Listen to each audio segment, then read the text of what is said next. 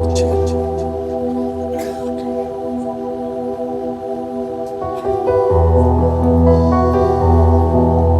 काबिल नहीं कि बेटा कहलाऊं, मजदूर बनकर लौट आता हूँ। मैं काबिल नहीं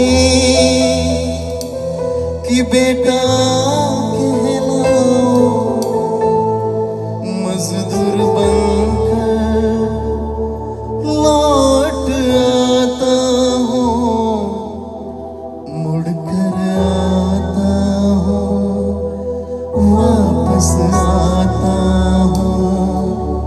हे खुदा लौट आता हूँ। धन्यवाद प्रभु, हम आपको धन्यवाद देते हैं। हाँ प्रभु, आज तक हमने सारी चीजों को उड़ाया है, हमने खुद अपने आप को बर्बाद किया है प्रभु। पर पिता, आज जैसे है, जिस हालत में है, हम फिर लौट आते हैं प्रभु। हम आपके पास आते हैं, मुड़कर आते हैं प्रभु, वापस आते हैं पिता। आप हमें स्वीकार करें।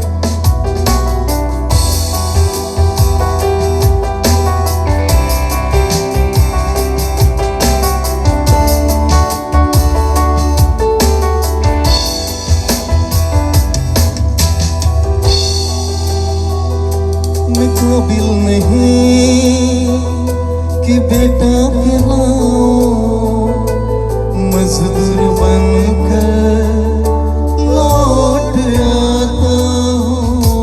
मैं काबिल नहीं कि बेटा कहलाऊं, मजदूर बनकर लौट आता हूँ, मुड़कर आता हूँ, वापस आता हूँ। हे खुदा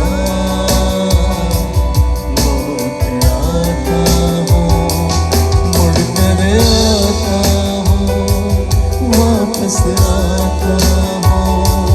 हे खुदा लौट आता हूँ।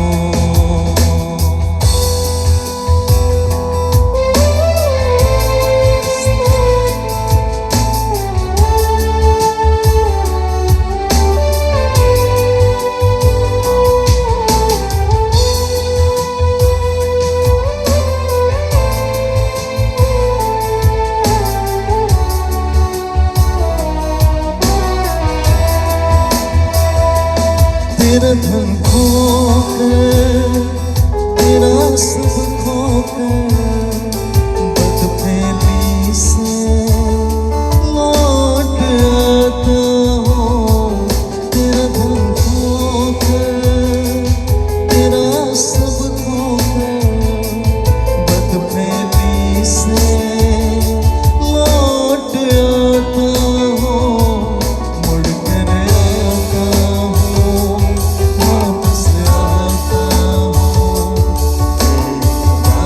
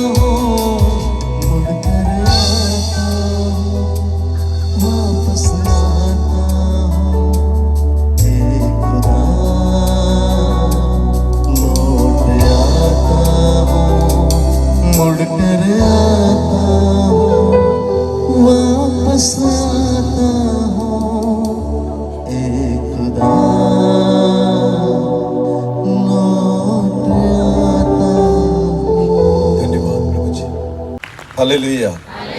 बोले यीशु मसीह की। आज इस सभाओं का तीसरा दिन है, आखिरी दिन है, और मैं विश्वास करता हूं कि इस आखिरी दिन परमेश्वर हमसे अद्भुत रीति से बात करेगा। आमेन। क्या सब लोग तैयार है प्रभु को सुनने के लिए? एक विश्वास के साथ बैठे कि परमेश्वर मुझसे बात करे। आमेन। जैसे हम आए हैं वैसे हम वापस नहीं जाए, ये परमेश्वर की इच्छा है। हालेलुया। तो ये केवल आपको पता है और परमेश्वर को पता है कि आप कैसे आए हो, किन चीजों को लेकर आए हो, किन चीजों को छोड़कर आए हो। इन सारी बातों के बारे में आप खुद जानते हो, और इसलिए मैं विश्वास करता हूं कि सारे सवालों के जवाब परमेश्वर आज हमें देगा। आमेन। उसके वचन के द्वारा परमेश्वर हमसे बात करेगा, क्योंकि खुदा सभी के मनों को जानता है। हालेलुया। और इसलिए हम सीधा वचन की ओर जाएंगे, एक छोटी सी दुआ करेंगे और अब परमेश्वर की वचन की ओर जाएंगे। अपनी आंखों को बंद करें।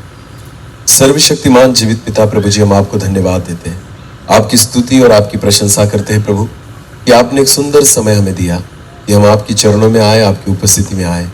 हाँ प्रभु जी, मैं आपका दास होने के नाते खुद को झुकाता हूँ पिता। प्रभु मैं आपकी ओर देखता हूँ। हाँ प्रभु जी, आपके वचनों से मुझे भरे, केवल आवाज मेरी हो, शब्द आपके हो प्रभु। आप बोले हम सुने पिता। हाँ प्रभु जी, आप हमसे बात करना चाहते हो, हमसे मुलाकात करना चाहते हो प्रभु जी। मैं प्रार्थना करता हूँ पिता, आप बात करें प्रभु। हाँ प्रभु जी, आप हमसे बात करें। पवित्र आत्मा मुझे और जितने लोग यहाँ पर सुन रहे हैं, हर एक व्यक्ति को नियंत्रित करें, क्योंकि जब तक आप हमें समझ नहीं देते हम नहीं समझ पाते प्रभु। हमारे ज्ञान से, हमारी बुद्धि से नहीं प्रभु, वरन आपकी समझ हमें दे पिता, या आपके वचनों को हम जान सके, समझ सके, सुन सके। वो सुनने वाले कान हमें दीजिए पिता, और समझने वाला मन हमें दीजिए प्रभु। आने वाला वचन हम सभी के जीवन के लिए बहुतायत से आशीष का कारण बने। सारा आदर और सारी महिमा जलाल आप ही को देते हुए प्रार्थना प्रभु यीशु मसीह आपके सामर्थ्य और जीवित नाम से मांगते हैं। आमीन। हम उसी वचन को निकालेंगे जिस वचन से हमने पहले दिन शुरुआत की थी, और इफिसियों उसका 5 अध्याय और वचन 16 जो हमने शुरू किया था, हम आज समाप्त भी उसी में से करेंगे। हालेलुया। हालेलुया। तो निकाले इफिसियों उसका 5 अध्याय और वचन 16। समय का सदुपयोग करो। हाँ, हिंदी में इस रीति से लिखा है कि समय का सदुपयोग करो, क्योंकि दिन बुरे हैं। क्योंकि दिन बुरे हैं। हालेलुया। हम पहले दिन से देख रहे हैं कि दिन कैसे है, बुरे हैं। हाँ, भले दिन मिल गया है हमें, पर दिन बुरा है। तो वचन कहता है समय गवाओ मत, उसको बर्बाद मत करो। तो समय का क्या करो, सदुपयोग करो। कल हमने वचन में से देखा कि अंग्रेजी में लिखा है कि रिडीमिंग द टाइम, इसका मतलब होता है समय की भरपाई करो ना। इंग्लिश में लिखा है इसी वचन को कि समय की क्या करो, भरपाई। जो आपने गवाया है, बर्बाद किया है, उसकी भरपाई करना जरूरी है, क्योंकि दिन बुरे हैं। हालेलुया। आज हम एक ऐसे व्यक्ति के बारे में देखेंगे कि जिसने अपने समय को नहीं, बहुत सारी चीजों को बर्बाद किया, और बहुत सारी चीजें हैं कि हम उसके द्वारा सीख सकते हैं। प्रभु यीशु मसीह ने बहुत सारे दृष्टांत बताए, और हर एक के पीछे कुछ ना कुछ मर्म था। आमीन। यीशु मसीह कभी भी इधर उधर की चीजें नहीं बोलता था, तो वो जो बोलता था ना, उसमें से कुछ ना कुछ सीखने जैसा था। आमीन। इतना ही नहीं, यीशु मसीह ने चमत्कार भी किए ना, उन चमत्कारों में से भी कुछ सीखने के लिए है। हालेलुया। बहुत बार हमें ऐसा लगता है कि चमत्कार केवल बस चंगाई के लिए थे, नहीं, वो चमत्कार भी सीखने के लिए थे। हालेलुया। क्योंकि बाइबल कहती है एक बार प्रभु यीशु मसीह मंदिर में बैठा था, और वचन कहता है कि एक व्यक्ति वहां पर था जिसका हाथ सूखा हुआ था। बोलो क्या था, सूखा हुआ था। तो बाइबल कहती है यीशु मसीह ने उसको अपने पास बुलाया कि सूखा हुआ हाथ लेकर तू मंदिर में क्या कर रहा है। समझ में आ रहा है? तो वो चमत्कार जो यीशु मसीह कर रहा है ना, उसके पीछे भी एक बहुत बड़ा रहस्य है। आमीन। कि बहुत सारे लोग सूखे हुए हाथ को लेकर मंदिर में बैठते हैं। बाकी लोग ताली बजाएंगे, पर कुछ होते हैं जिनके हाथ सूखे हैं, वो ताली नहीं बजा पाते। हाथ है उनके पास, पर कैसे है? काम करने के लिए आपके हाथ अच्छे हैं, पर प्रभु के लिए जब बजाना पड़ता है ना, तब हाथ क्या हो जाते हैं? सूख जाते हैं। बोलो क्या हो जाते हैं? हाँ, ध्यान देकर सुने, पैसे कमाने के लिए दोनों हाथ आगे करेंगे, पर अगर आराधना चल रही है ना तो दोनों हाथ ऊपर नहीं उठेंगे, क्योंकि हाथ क्या है, सूखे हुए हैं। तो बाइबल कहती है यीशु मसीह ने उस व्यक्ति को आगे बुलाया और कहा अपने हाथ को सीधा कर। आमेन। क्योंकि सूखा हुआ हाथ लेकर तू प्रभु की महिमा नहीं कर सकता। आमेन। तो वो जो चमत्कार था ना, उसके पीछे भी बहुत बड़ी गहरी बातें हैं। हालेलुया। ऐसे बहुत सारे चमत्कार प्रभु यीशु मसीह ने किए। वैसे ही प्रभु यीशु मसीह ने एक बार अपने चेलों को एक उदाहरण दिया कि समय को हम कैसे गवाते हैं, बर्बाद करते हैं, उसकी भरपाई कैसे करनी चाहिए। तो हम एक वचन को पढ़ेंगे, एक व्यक्ति के बारे में प्रभु यीशु मसीह ने कहा। लूका रचित सुसमाचार उसका 15 अध्याय निकाले। लूका रचित सुसमाचार उसका 15 अध्याय और वचन 11 से लेकर आगे पढ़ेंगे हम। ध्यान देकर सुनना। लूका रचित सुसमाचार उसका 15वां अध्याय और वचन 11। उसकी हेडिंग पढ़े पहले, हेडिंग उड़ाऊ पुत्र का दृष्टांत। हाँ, ऊपर क्या लिखा है, उड़ाऊ पुत्र। बोलो उड़ाऊ पुत्र, जोर से बोले उड़ाऊ पुत्र। उड़ाऊ पुत्र। हम में से भी बहुत सारे उड़ाऊ पुत्र हैं जो अपने समय को क्या कर रहे हैं, उड़ा रहे हैं। ध्यान देकर सुने, हम भी उन्हीं की लिस्ट में है, उसी की लिस्ट में है। हमें लगता है प्रभु हम तो बहुत अच्छे, नहीं, तुम भी वही हो। ये भी उड़ाऊ पुत्र है और आजकल 90% जो है ना वो भी क्या है, उड़ाऊ पुत्र है। हाँ, प्रभु ने दिया हुआ समय हम क्या कर रहे हैं, उड़ा रहे हैं। प्रभु ने दी हुई आशीषों को हम क्या कर रहे हैं, प्रभु के अनुग्रह को हम क्या कर रहे हैं, अरे बोलो, उड़ा रहे हैं। ध्यान देकर सुने, आज खुदा ने हमें आशीषें इसलिए नहीं दी कि आप अपने लिए उड़ाओ। खुदा ने आशीषों से और बरकतों से इसलिए भरा है आपको कि आप उसके कामों को करो। आमेन। पर आपको पता है लोगों ने आशीषों को पा लिया और क्या कर रहे हैं, उड़ा रहे हैं। तो क्या लगता है आपको, उड़ाऊ पुत्र आप नहीं? क्या केवल यही है जिसने अपने बाप के पैसों को उड़ाया? नहीं, आपको पता है जो समय को उड़ाता है ना वो भी उड़ाऊ पुत्र है। हालेलुया। समझ में आ रहा है कुछ? हाँ, तो अपने आप को पूछना आज मैं कौन सा पुत्र हूं। तो यहां पर बाइबल जो है ना आज हमें सिखा रही है एक पुत्र के बारे में जो कौन सा है, उड़ाऊ पुत्र। हाँ, मैं विश्वास करता हूं कि वचन के अंत तक हमें पता चल जाएगा हम किसकी कैटेगरी में आते हैं। हालेलुया।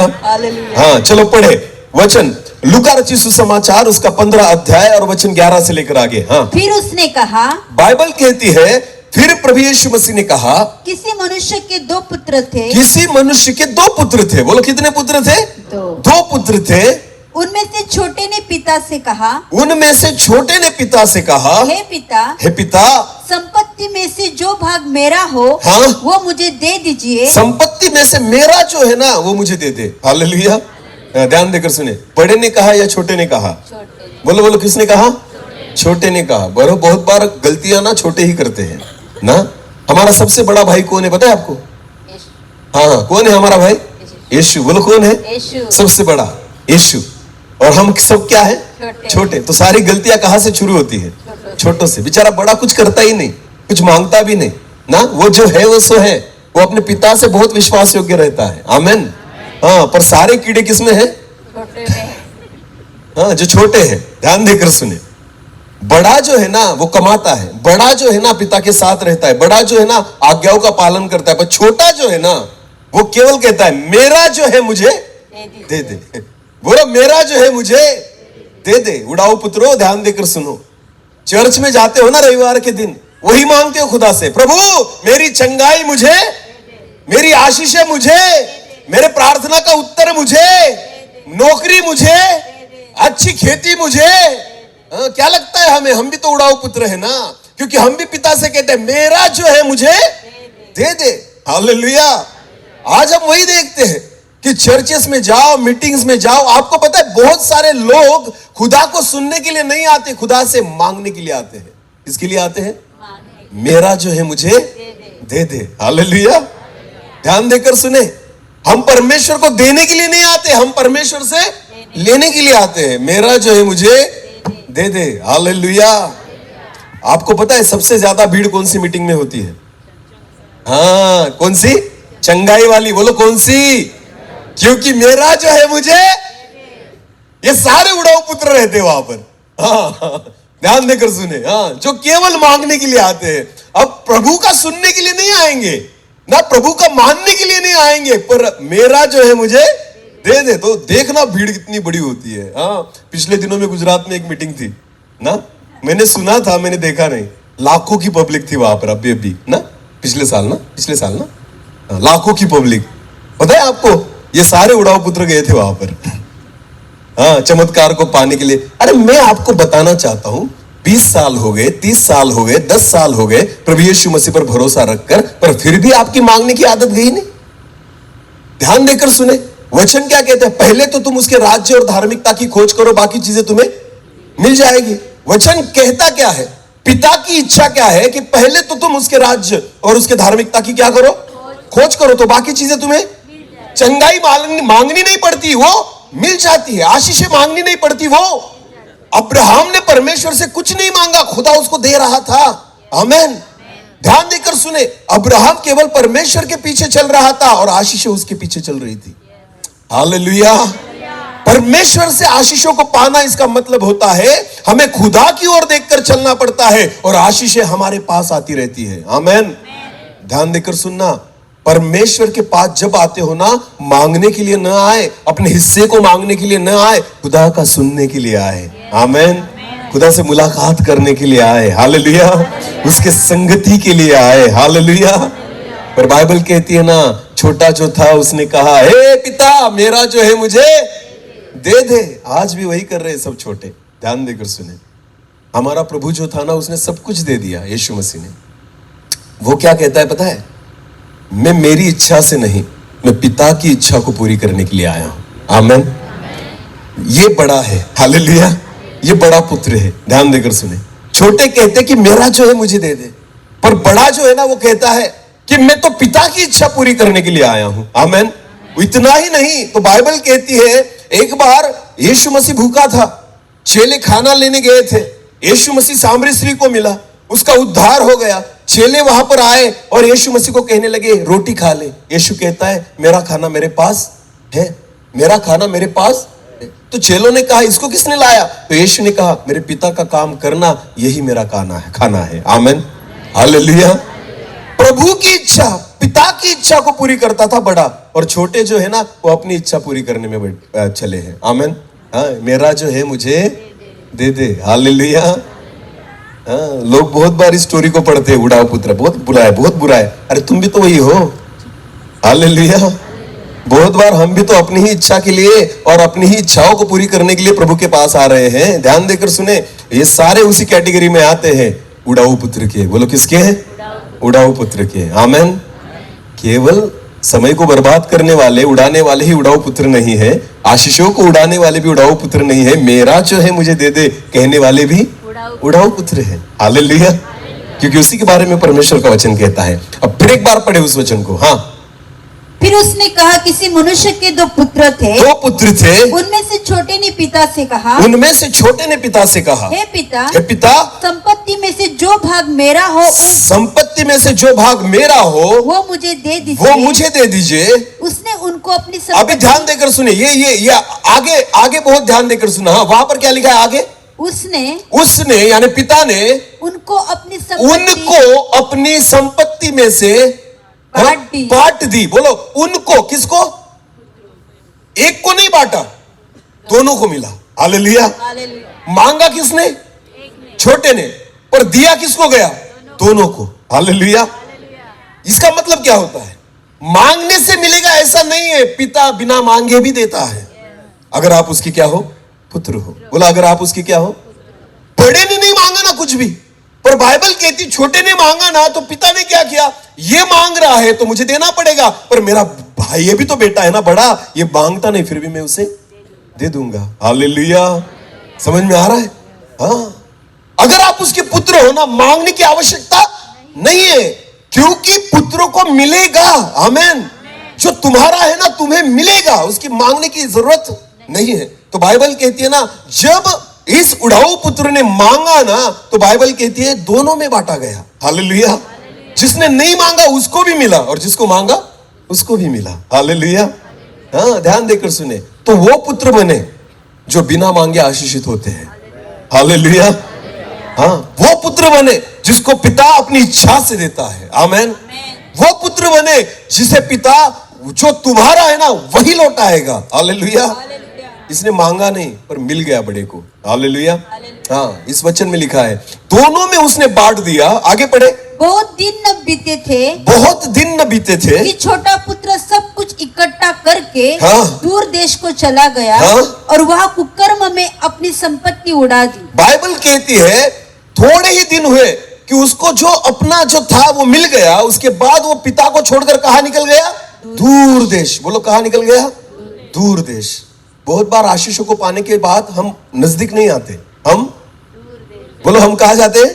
दूर चले जाते हैं। हाँ, पहले गरीबी थी ना तो पिता से नजदीकी में थे, अभी खुदा ने आशीषों को दे दिया ना, अब कहाँ निकल गए? दूर निकल गए। पहले खेती में कुछ पकता नहीं था ना तो चर्च में बराबर आते थे, अब बहुत पकने लग गया, अभी उसको बेचने के लिए रविवार के दिन बाहर निकल जाते हैं। क्योंकि आशीषें मिली तो नजदीक नहीं आए, कहाँ निकल गए? दूर। बोलो कहा? ये आपका एरिया भी भिंडी वाला एरिया है क्या? नहीं ना, ये डांग में है ना? हाँ, भिंडी। मैं गया था एक बार तो मैंने उनकी गवाही सुनी थी। वो कह रहे थे सर हम भिंडी उगाते हैं। बोले क्या उगाते हैं? भिंडी। तो क्या होता है? बोले एक दिन तोड़ना पड़ता है, एक दिन रुकना पड़ता है। समझ में आ रहा है? अगर आज भिंडी को तोड़ा तो कल नहीं तोड़ पाएंगे तो परसों तोड़ेंगे। तो अगर एक महीने में 4 रविवार रहे ना तो 2 रविवार वो भिंडी तोड़ते हैं और 2 रविवार चर्च में जाते हैं। तो मैं विश्वास करता हूं कि प्रभु इनकी भिंडी खराब कर, सच में बारिश से खराब कर, सड़ा दे इसे कि ये तोड़ ही नहीं पाए। मैं तो प्रभु का दास हूं ना तो मैं यही दुआ करूंगा, क्योंकि अगर अब भिंडी आपको चर्च में नहीं आने देती ना तो मैं खुदा से प्रार्थना करूंगा प्रभु ये भिंडी उगने ही मत दे। गलत प्रार्थनाएं मत करो। जो खुदा से दूर लेकर जा रही है ना चीजें, वो परमेश्वर की ओर से नहीं रहती। आमेन, हालेलुया। हाँ, लोगों को मतलब नहीं है तू दशमांश ला रहा है ना, बस तू आया ना, दशमांश आना चाहिए। समझ में आ रहा है? तू भले मत आ पर क्या लेकर आ? दशमांश लेकर आ। ये सोच बदल दो। मैं आपको बताना चाहता हूं, नाश की ओर जाओगे उड़ाऊ पुत्र के समान आशीषें मिल रही है पर हम उन आशीषों को पाकर दूर चले जाते हैं पिता से। बोलो कहां चले जाते हैं? दूर। आशीषें दूर जाने के लिए नहीं होती और नजदीक आने के लिए होती है। हालेलुया। प्रभु से अगर आशीषों को पाते हो ना तो और खुदा के नजदीक आओ और परमेश्वर के नजदीक आओ और करीब आओ और उससे प्यार करो। आमेन। पर आपको पता है इस उड़ाऊ पुत्र को जब पैसे मिले, जब पिता ने उसका भाग दे दिया तो वचन कहता है वो दूर देश चला गया। उस वचन को फिर एक बार दोहराए। हाँ, बहुत दिन न बीते थे कि छोटा पुत्र सब कुछ इकट्ठा करके हाँ? दूर देश को चला गया। दूर देश को चला गया और वहाँ कुकर्म में अपनी संपत्ति उड़ा दी। बोलो क्या कर दी? बर्बाद कर दी सारी संपत्ति। उड़ाऊ पुत्र आशीषों को उड़ा दिया, परमेश्वर के प्यार को उड़ा दिया, पिता की सारी मेहनत को उड़ा दिया, सारे समय को उड़ा दिया। ध्यान देकर सुने, वो परमेश्वर से दूर चला गया और बाइबल कहती है सारी चीजों को उसने क्या कर दिया? कुकर्म में। बोलो किसमें? कुकर्म में उड़ा दिया। वचन कहता है। आपको पता है ये जो उड़ा रहा है ना वो केवल पैसे नहीं है। ये जो उड़ा रहा है वो केवल पैसे नहीं है, इसमें ना उसके पिता के श्रम है। हाँ, उनकी मेहनत है, जिसने मेहनत से कमाया था इनके लिए, और ये क्या कर रहा है? उड़ा रहा है। ध्यान देकर सुने, आज प्रभु यीशु मसीह के नाम से हमें सारी आशीषें मिलती है। आपको पता है उन आशीषों के लिए उसको बहुत बड़ी कीमत को चुकाना पड़ा है, पर फिर भी आज लोग उसके नाम से उन आशीषों को क्या कर रहे हैं? उड़ा रहे हैं। हमें नहीं परवाह कि जो हम उड़ा रहे हैं ना वो कैसे कमाया गया है, जिसे हम उड़ा रहे हैं ना उसके लिए कौन सी कीमत चुकाई गई है, हम इसके बारे में नहीं जानते, और इसलिए उन सारी चीजों को हम अपनी इच्छा के अनुसार उड़ाते जा रहे हैं। ध्यान देकर सुने, ये जो उड़ाऊ पुत्र है ना उसने उन सारी चीजों को उड़ा दिया। पैसों को उड़ाया, आशीषों को उड़ाया, परमेश्वर पिता के प्यार को उड़ाया, पिता के अनुग्रह को उड़ा दिया। आमेन। जब तक पिता के साथ था ना, पिता की नजर थी उस पर। हालेलुया। कि वो क्या पहनता है, क्या खाता है, कहाँ रहता है, हर वक्त पिता देखता था उसे। परमेश्वर की नजर थी उस पर। आशीषें उसके साथ थी, पैसा उसके साथ था, पर पिता के साथ जब था ना तो नजर किसकी थी? पिता की। बोलो किसकी थी? तू क्या खा रहा है पिता देख रहा है, तू क्या पीता है परमेश्वर पिता देख रहा है, तू क्या पहनता है पिता देख रहा है, तू किसके साथ है पिता देख रहा है। सारी चीजों में अनुग्रह था, पर जैसे पिता से दूर हो गया ना, उन सारी चीजों को उसने उड़ा दिया, उस अनुग्रह को उड़ा दिया, उस प्यार को उड़ा दिया, उस दया को उड़ा दिया, उन आशीषों को उसने उड़ा दिया। बाइबल कहती कुकर्म में उसने सारी चीजों को उड़ा दिया। आगे पढ़े। हाँ, जब वो सब कुछ खर्च कर चुका, जब वो सब कुछ खर्च कर चुका तो उस देश में बड़ा अकाल पड़ा। उस देश में बड़ा अकाल पड़ा। ध्यान देकर सुने, जब हम परमेश्वर के अनुग्रह को उड़ा देते हैं, जब हम परमेश्वर की कृपा को उड़ा देते हैं ना, आपके जीवन में एक ऐसा अकाल पड़ेगा कि आपको ना खाना नसीब नहीं होगा, पीना नसीब नहीं होगा, सोना नसीब नहीं होगा। आपको पता है सारी चीजों का अकाल पड़ जाएगा, कुछ नहीं मिलेगा। जो जो आपने उड़ाया है ना, उन सारी चीजों का अकाल पड़ेगा आपके जीवन में, जब हम उड़ा देते हैं उन सारी चीजों को। ध्यान देकर सुने, बहुत सारे मसीह लोग हैं पर चैन से सो नहीं पाते। बहुत सारे मसीह लोग जो चर्च में जाते हैं ना, आज भी अच्छी रीति से खा नहीं पाते। क्यों? क्योंकि आपने परमेश्वर के अनुग्रह को उड़ा दिया है। ध्यान देकर सुने, एक व्यक्ति है जो बड़ा बेटा, जो पिता के साथ रह रहा है, पर आपको पता है वो उसी अनुग्रह में है। आमेन। उसको अकाल नहीं पड़ा, उसको सारी चीजें अभी भी मिल रही है। हालेलुया। वो अभी भी पिता के अनुग्रह में है, पिता की नजर में है। पर बाइबल कहती है छोटा जो परमेश्वर पिता से दूर हो चुका था, बाइबल कहती है वो अकाल के सामने खड़ा है। अभी किसके सामने खड़ा है? अकाल। सारी चीजों का अकाल पड़ गया। खाना नहीं मिल रहा है, पानी नहीं मिल रहा है, सोना नहीं मिल रहा है, शांति नहीं मिल रही है, चैन नहीं मिल रहा है, कपड़े नहीं मिल रहे, सारी चीजों का अकाल पड़ गया। ध्यान देकर सुने, पिता से दूर जाना ना बहुत बुरी बात है। मैं आपको बताना चाहता हूं, आपको ना छोटी छोटी चीजों का अकाल पड़ जाएगा। हाँ, नहीं कमा पाओगे, कमाओगे तो खा नहीं पाओगे।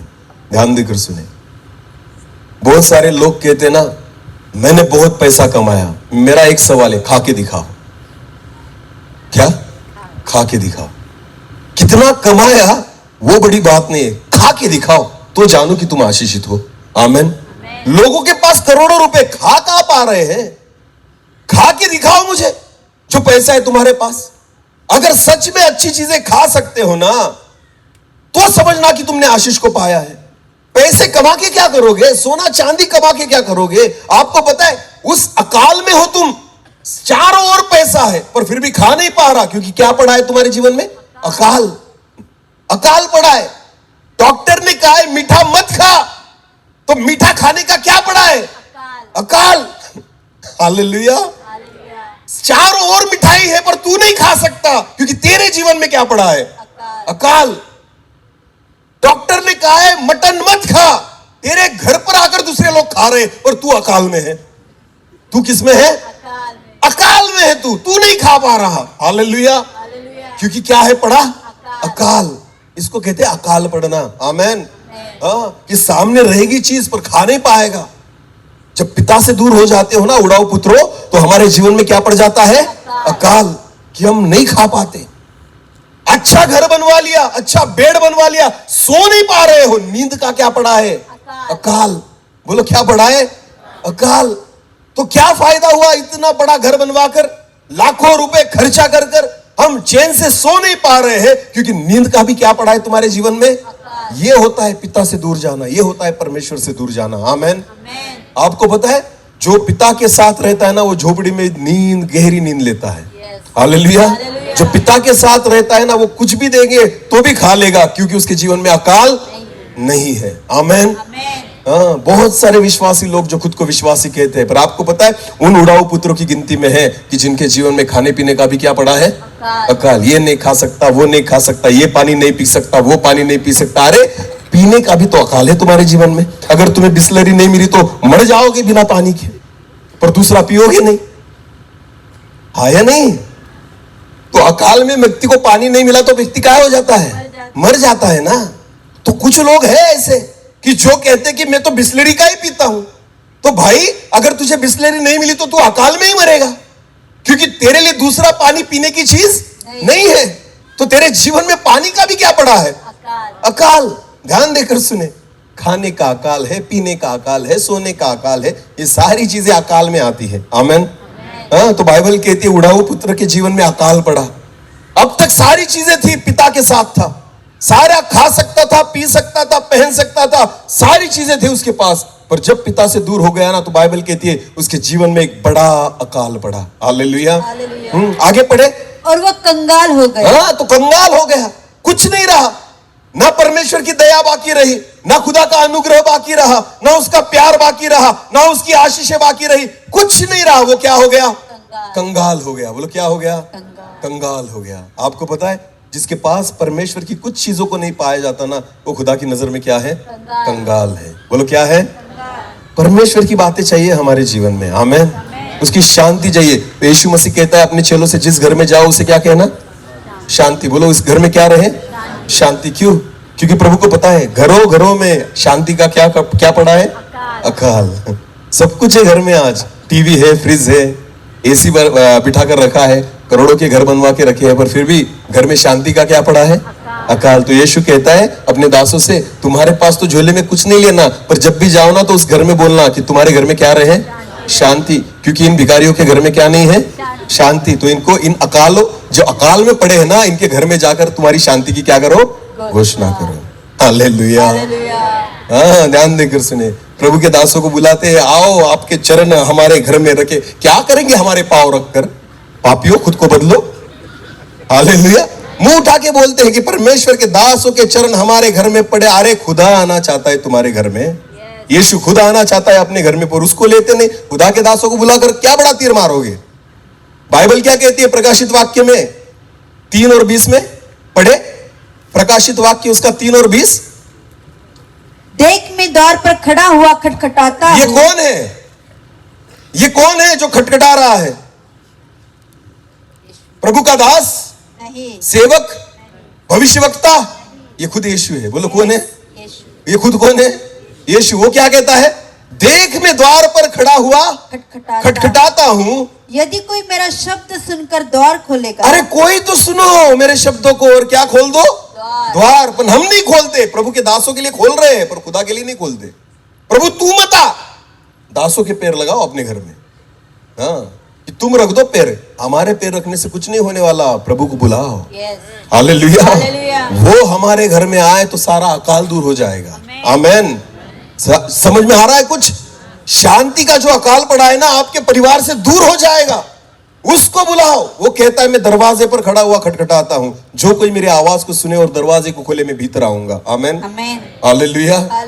तो बाइबल कहती है वो अकाल में था, उसके जीवन में कुछ भी अच्छा नहीं हो रहा था। वो कंगाल हो चुका था, अनुग्रह को गवा दिया था, प्यार को गवा दिया था, परमेश्वर की कृपा को गवा दिया था, सारी चीजों को गवा चुका था और कंगाल हो चुका था। हालेलुया। ध्यान देकर सुनना। शाऊल को भी परमेश्वर ने चुना था राजा होने के लिए। किसको? शाऊल को।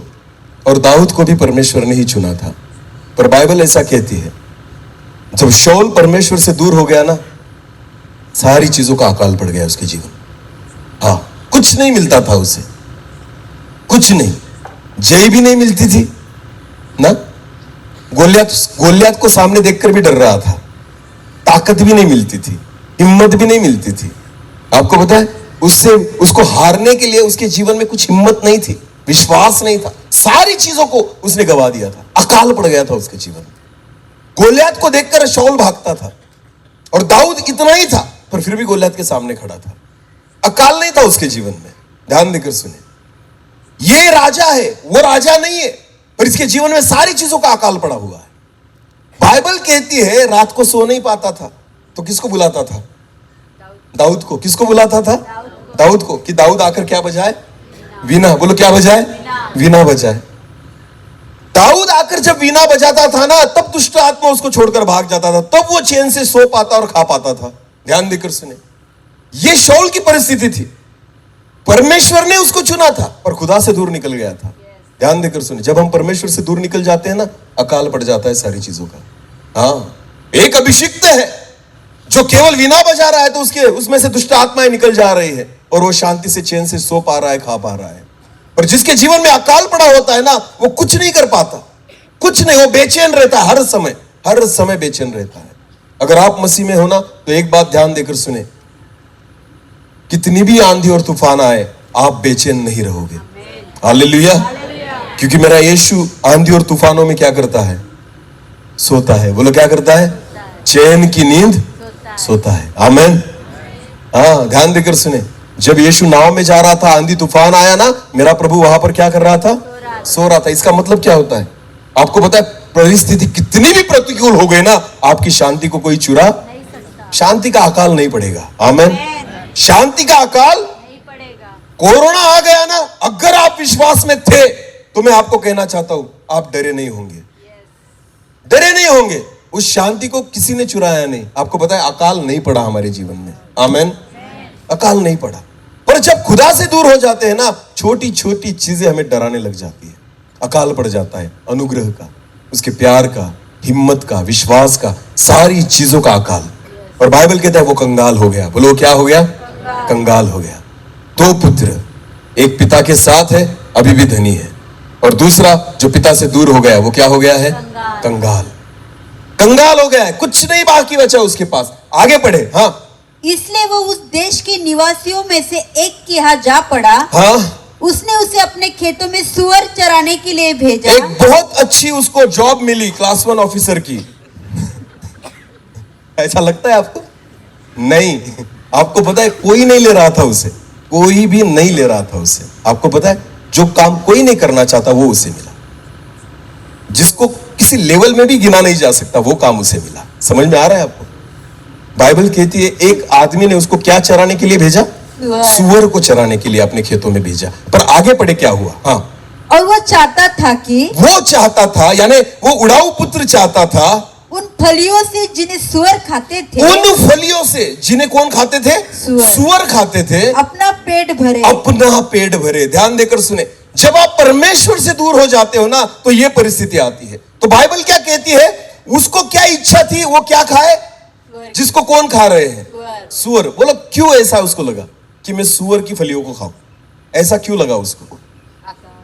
अकाल। और क्या कारण है? क्यों उसको लगा कि मैं सुअर की फलियों को खाऊं, जो सुअर खा रहा है? उसके मन में दूसरे विचार क्यों नहीं आए खाने के? उसी को क्यों खाना चाहता था? नहीं। हाँ, ध्यान देकर सुने, जिस संगति में आप रहोगे ना, वही करना चाहोगे। हालेलुया। समझ में आ रहा है? ये किसकी संगति में है? सुअरों की। बोलो किसकी? जिसकी संगति में आप रहोगे ना, आपको भी लगेगा कि मैं वही करूं। हालेलुया। सुअर जो खा रहे हैं ना, इसके मन में दूसरी इच्छा नहीं हुई कि मैं दूसरा कुछ खाऊं। इसको वही लगा कि मैं भी क्या खाऊं? यही खाऊं जो सुअर खा रहे हैं। जिस संगति में आप रहते हो ना, आप उसी की तरह बनते जाते हो। समझ में आ रहा है? जिस संगति में आप रहोगे, आप अच्छी संगति में रहोगे ना, अच्छे विचार आएंगे। आप अच्छे लोगों में रहेंगे ना, आप खुद को बदलने लग जाओगे।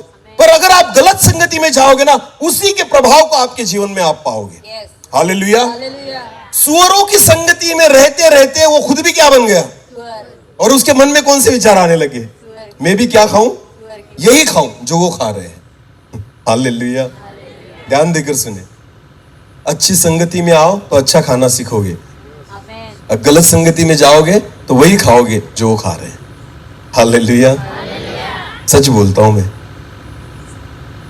संगति जो होती है ना, बहुत बड़ा परिणाम करती है। हालेलुया। संगति बहुत बड़ा परिणाम करती है।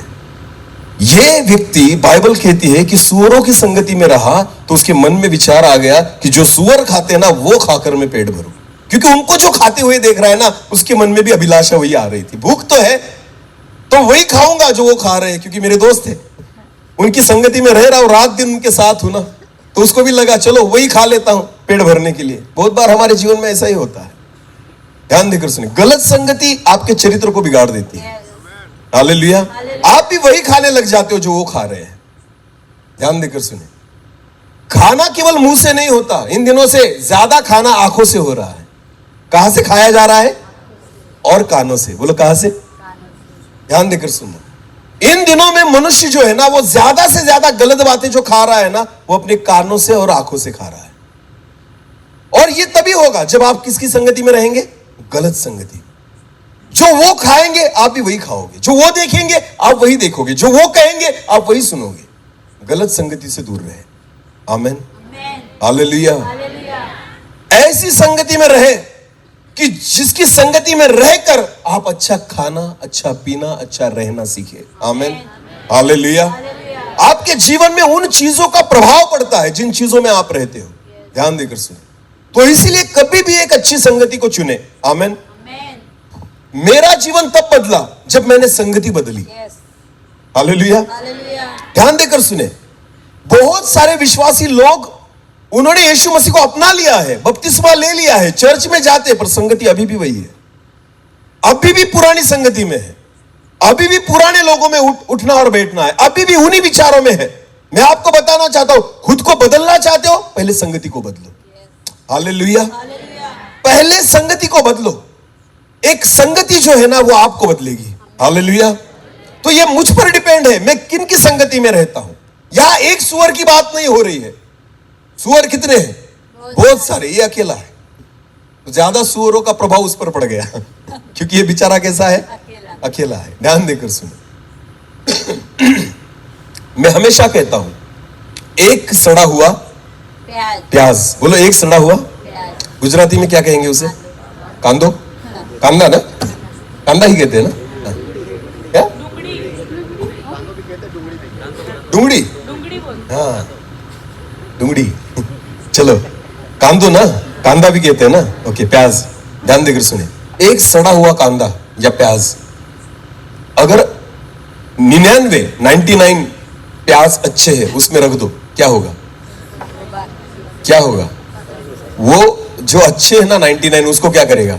सड़ाएगा। पर वो 99 मिलकर उसको सुधार नहीं पाते। समझ में आ रहा है?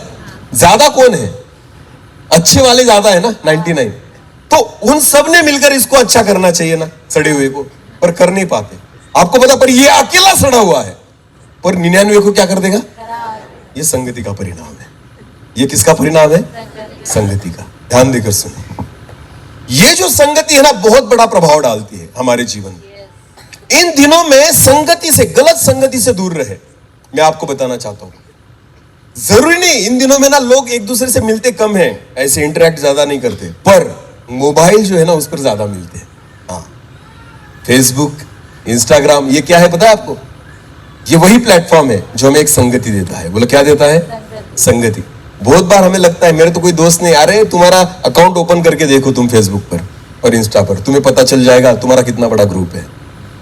कितना बड़ा ग्रुप है, और उनमें क्या क्या खाया जाता है ना। हर एक की टेस्ट अलग होती है ना। आप भले वचनों को खाते होंगे, पर बाकी तो नहीं ना सारे वचनों को खाने वाले। उसमें कुछ है जो गलत भी खाते हैं, उसमें जो कुछ है जो गलत भी पीते हैं। और आपको पता है, जब आप उस संगति से जुड़ जाते हो ना, तो उसी खाने का प्रभाव आपके जीवन में आने लगता है। तो संगति से बचे गलत। हालेलुया।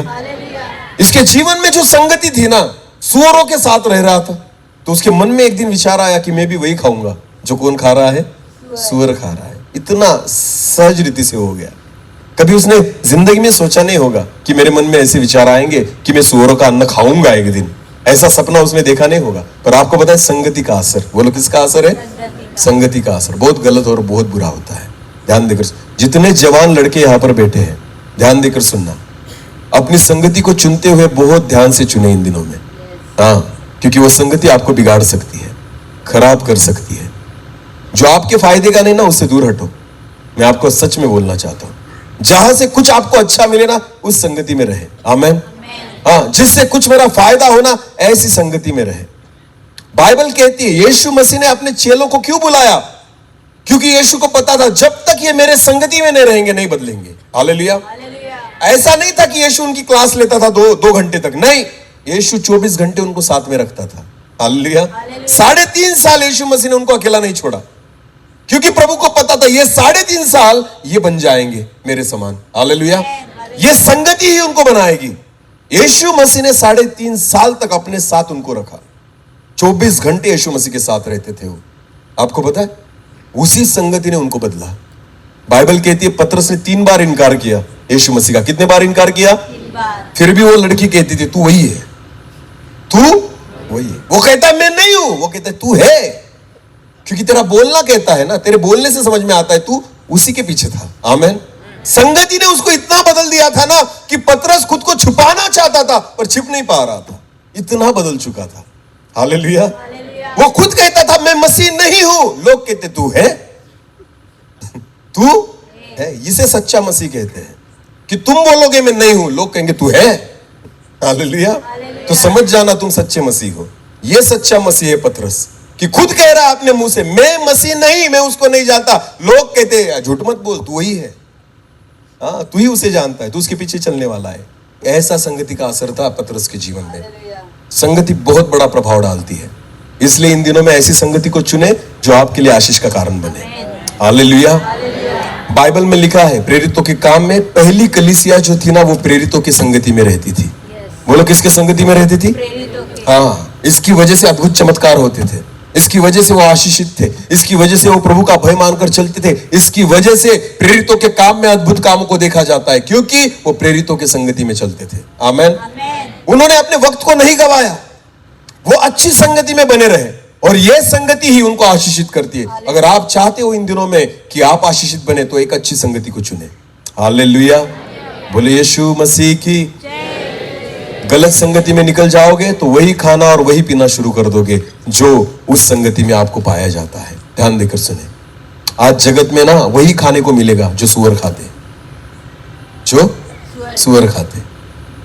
वो भी नहीं खाते, वो आज हम खा रहे हैं। सच में बोल रहा हूं। सुअरों को तो पता है कम से कम क्या खाना चाहिए, पर आज हमें वो भी नहीं पता कि क्या खाना चाहिए। ये मनुष्य खा रहा है। नाम नहीं लूंगा, पर ध्यान देकर सुने, मैं एक्टिंग करके बताता हूं।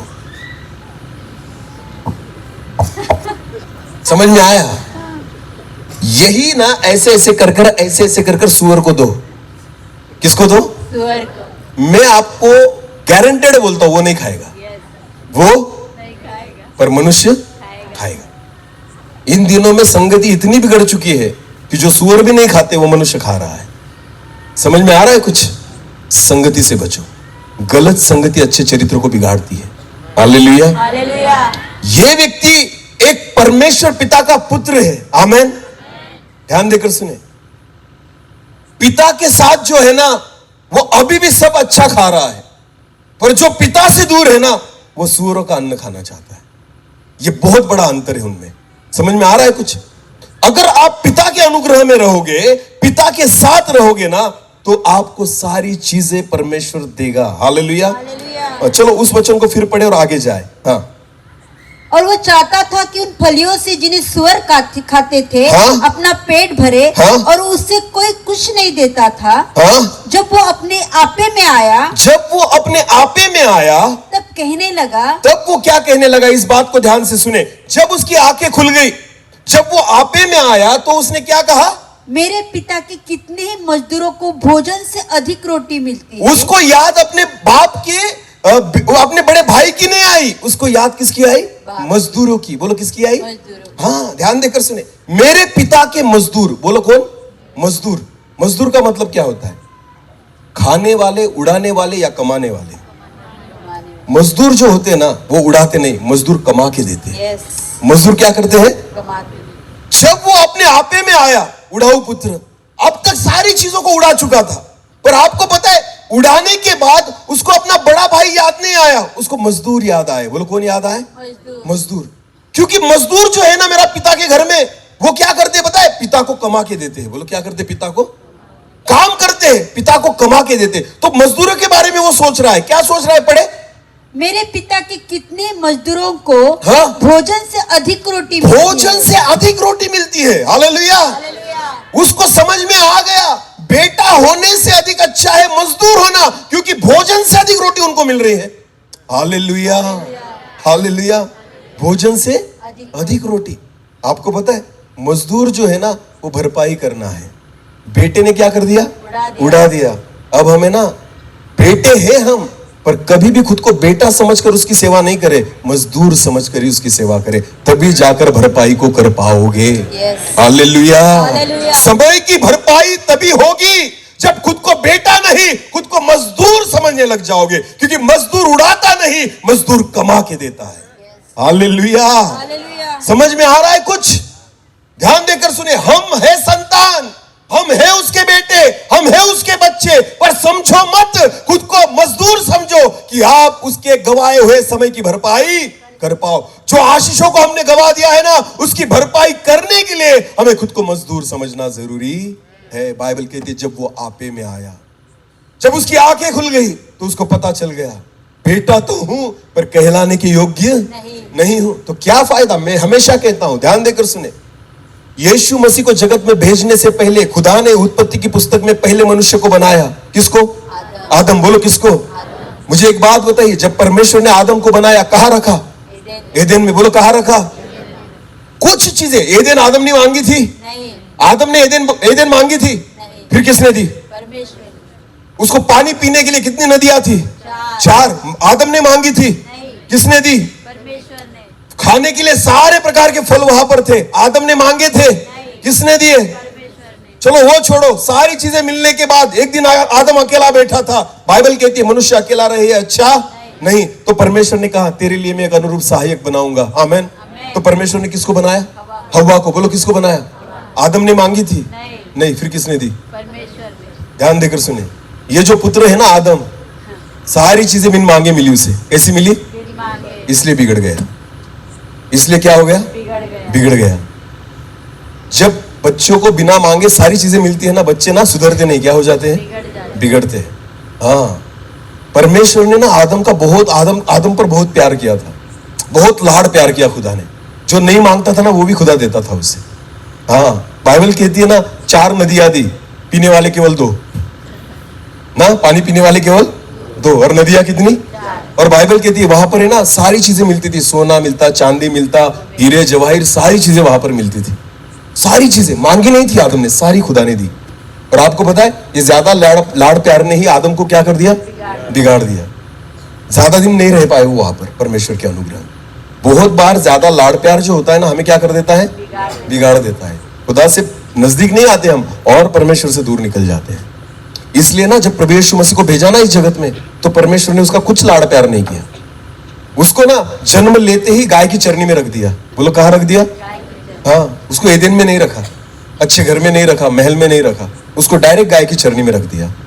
आपको पता है सेवा की शुरुआत की ना, उसको 40 दिन भूखा रखा, कुछ नहीं खाया, कुछ नहीं पिया उसने, क्योंकि प्रभु चाहता था तुझे समझ में आए। आमीन।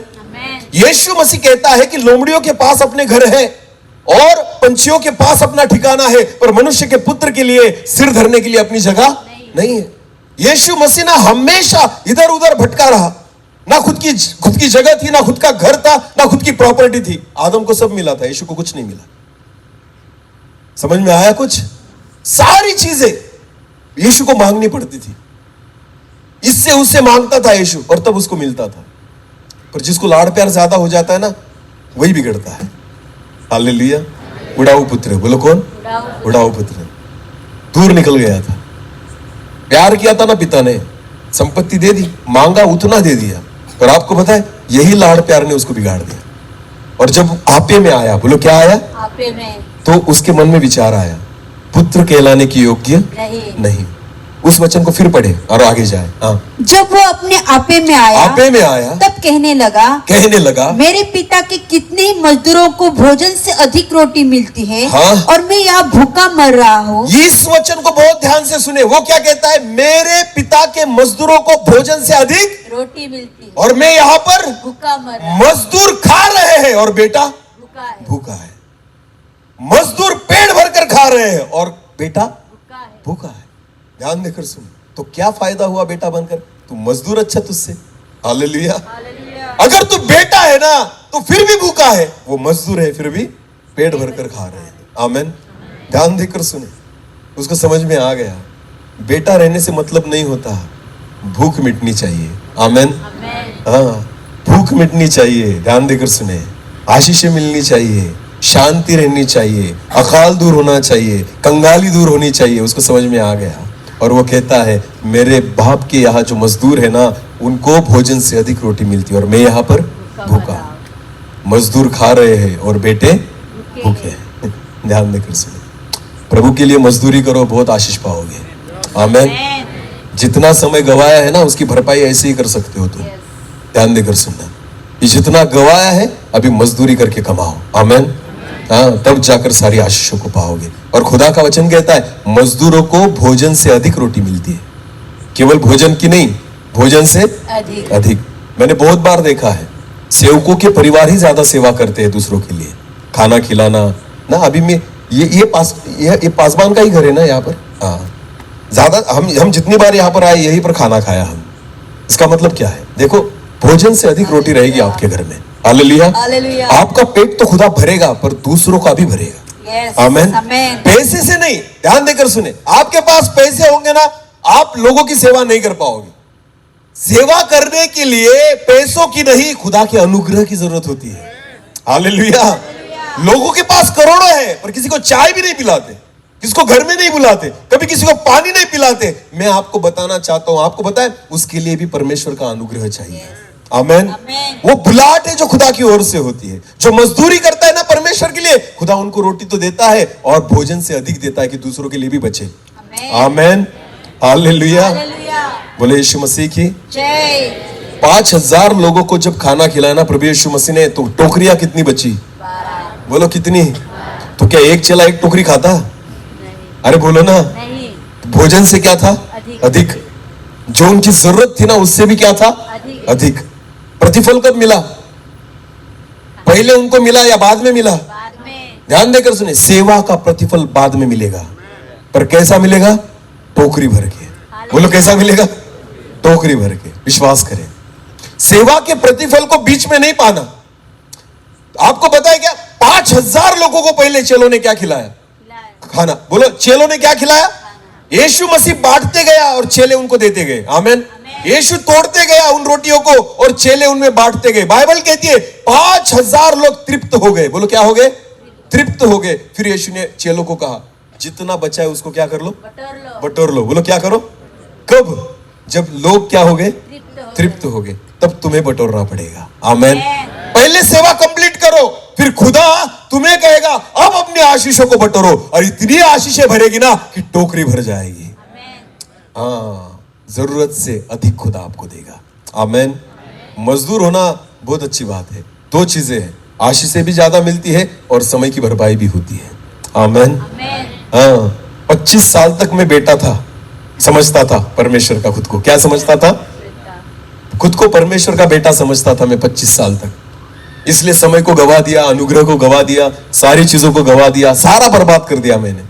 पर जब 25 साल के बाद मैं आपे में आया, होश में आया, तो आपको पता है, मुझे पता चल गया कि बेटा होने के बावजूद सारी चीजों को मैंने बर्बाद कर दिया है। अब मजदूरी करूंगा। अब क्या करूंगा? जितना गवाया है ना खुदा को कमा के दूंगा। आमेन। जितना गवाया है ना मेरे पिता को कमा के दूंगा। इसलिए मुझे क्या करनी पड़ेगी? मजदूरी। बोलो क्या करनी पड़ेगी? तो इन दिनों में रात दिन वही कर रहा हूं। हाँ, जितने दिन गवाए है ना खुदा पूरा वसूल कर रहा है। क्या कर रहा है? एक दिन नहीं बैठने देता। तोड़ तोड़, इधर तोड़, उधर तोड़, उधर जा, इधर जा, बैठने ही नहीं देता। हालेलुया। क्योंकि उतना गवाया भी है मैंने। समझ में आ रहा है? जितना गवाया है ना उसकी भरपाई चालू है। आमेन। हाँ, क्योंकि मैंने समझ लिया है कि पुत्र था तब मैंने सारी चीजों को उड़ा दिया, आज मजदूर बन के उन सारी चीजों की भरपाई कर रहा हूं। हालेलुया। तभी जाकर भरपाई कर पाओगे जब खुद को मजदूर के समान समझोगे। आमेन। जो होता है ना वो करो। हर व्यक्ति स्टेज पर नहीं आ सकता, हर व्यक्ति माइक को पकड़कर वचन का प्रचार नहीं कर सकता। आपको पता है, कोई भी सेवा करो। कल रात मैंने यहां पर एक बात की थी। यहोशू लड़ रहा था। कौन लड़ रहा था? मूसा कहाँ खड़ा था? चट्टान पर। और बाइबल कहती है मूसा उसके लिए क्या कर रहा था? प्रार्थना। तो बाइबल कहती है, देखो ध्यान देकर सुने, कोई है जो स्टेज पर सेवा कर रहा है, लोगों में जाकर सेवा कर रहा है, प्रचार का काम कर रहा है। यहोशू के समान कोई लड़ने वाला है तो किसी की जरूरत है कि कोई प्रार्थना करे। आमेन। यह भी तो सेवा है मूसा की सबसे बड़ी, क्योंकि जब जब मूसा हाथों को ऊंचा कर रहा है यहोशू जीतता जाता था। आमेन। तो आपको पता है, जितना लड़ना जरूरी था उतना ही दुआ करना भी जरूरी था। हालेलुया। इतना ही नहीं, बाइबल कहती है कि जब मूसा के हाथ थक जाते थे, उसके हाथ नीचे आ जाते थे, तब जब हारून और हूर ने देखा तो वचन कहता है उन्होंने एक बड़े पत्थर को लिया और मूसा के पास रख दिया, मूसा को उस पर बिठा दिया। और बाइबल कहती है हारून और हूर ने मूसा के दोनों हाथों को पकड़ कर रखा। आमेन। हमारे हाथों को उठाने से कुछ नहीं होगा ना, पर जिसके उठने चाहिए ना हम उसको सपोर्ट करेंगे। बोलो क्या करेंगे?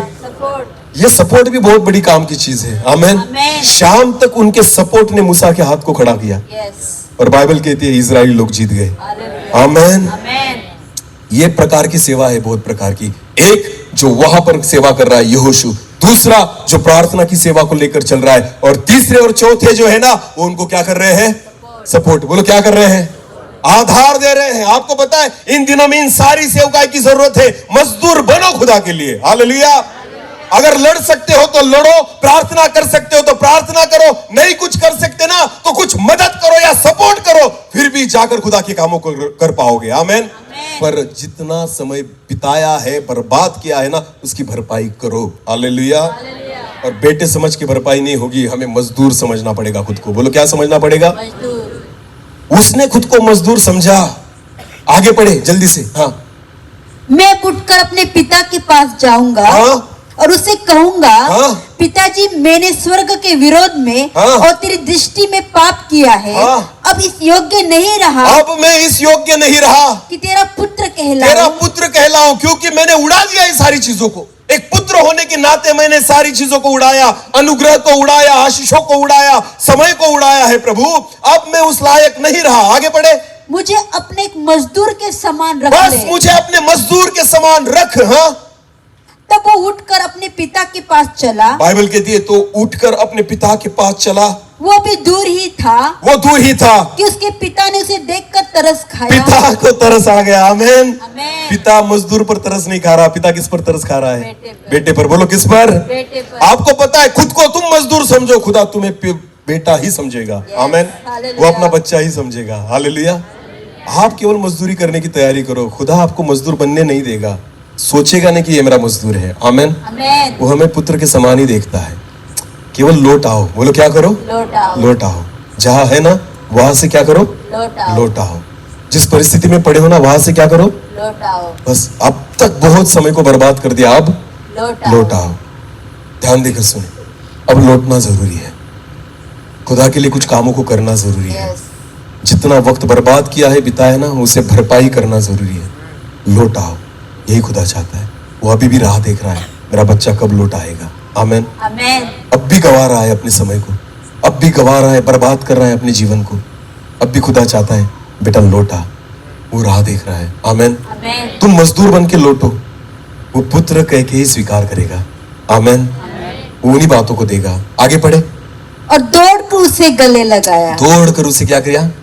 गले लगाया। ये खुद क्या समझ के आया है? मजदूर। बोलो क्या समझ के आया? पिता उसको कैसे गले लगा रहा है?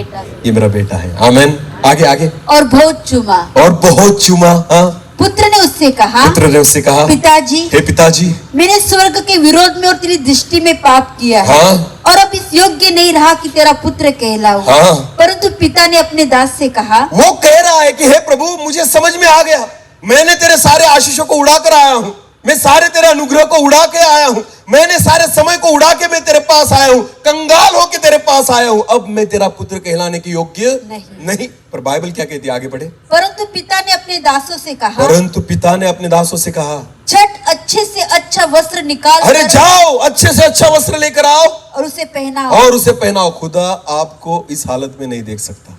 आमेन। आमेन। समझ में आ रहा है? परमेश्वर आपको बुरी हालत में नहीं देख सकता। केवल लौट आओ उसके पास, वो सारी परिस्थितियों को फिर बदल देगा। आमेन। उसके सारे मैले और फटे पुराने कपड़ों को पिता ने क्या किया? उतार दिया और फिर नए वस्त्र पहनाए। आमेन।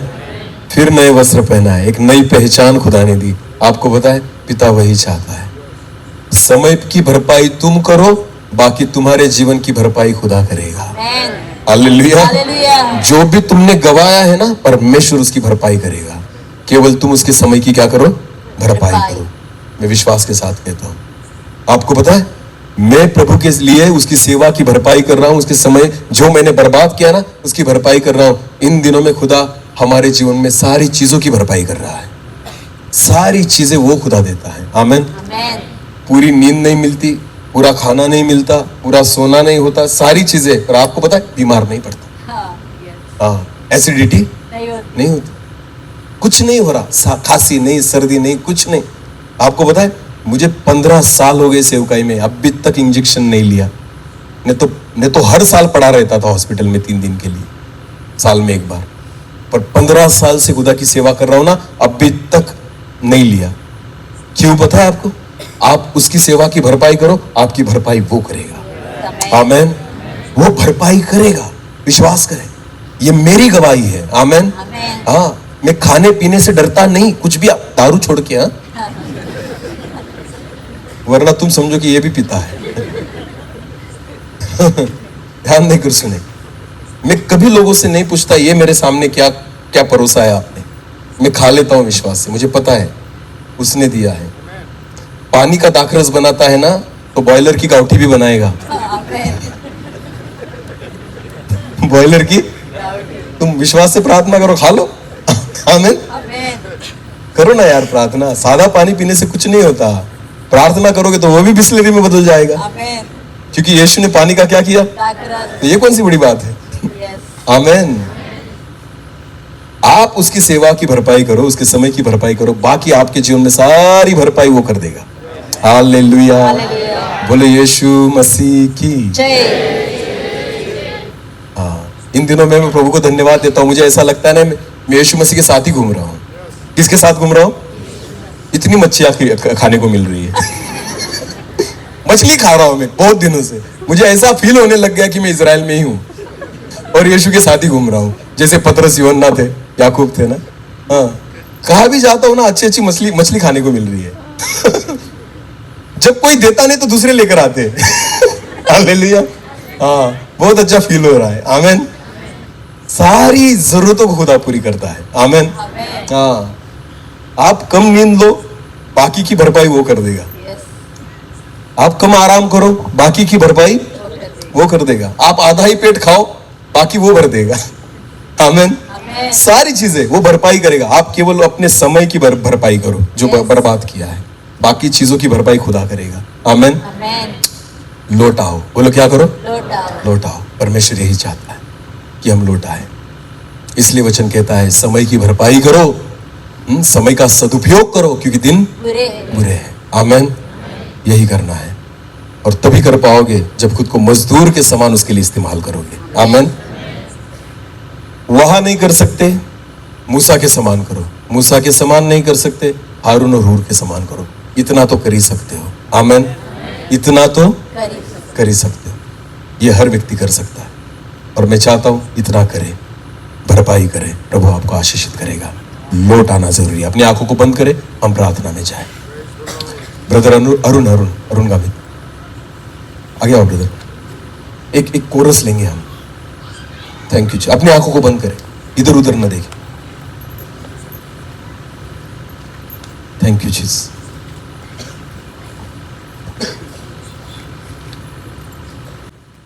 हो सकता है हम भी उस उड़ाऊ पुत्र के समान हो, जिन्होंने आज तक अपने समय को गवाया, जिन्होंने आज तक परमेश्वर की आशीषों को गवाया,